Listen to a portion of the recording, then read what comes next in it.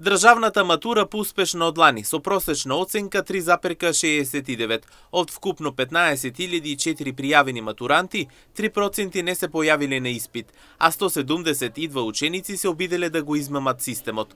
Поднесени се 507 приговори, а 75 ученици имале увид на тестовите. Со просечна оценка матурантите постигнаа значителен напредок во однос на ланските резултати, кога просекот беше 3,26.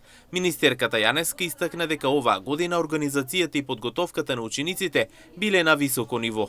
Рече дека е задоволна што има напредок кој е резултат на заедничкиот напор помеѓу Министерството и училиштата. Сетувам дека пријавени за полагање во јунскиот рок беа 15.004 матуранти, значи 15.004 матуранти, од нив помалку од 3% не се појавија на полагањето. Просечната оценка на државната матура е 3,69, споредено со лани, кога просекот беше 3,26. Постигањата по поднесени и разгледани приговори од одделни предмети се следни.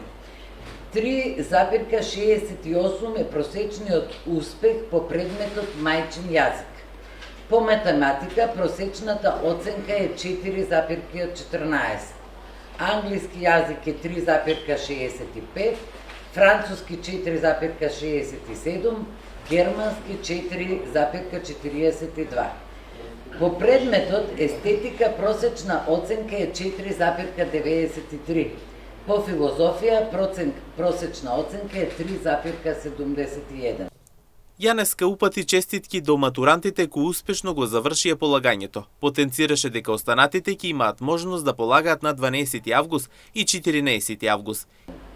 Им честитам на сите матуранти кои успешно го завршија полагањето и стекнуваат диплома за продолжување во високо образование или за вклучување на пазарот на трудот.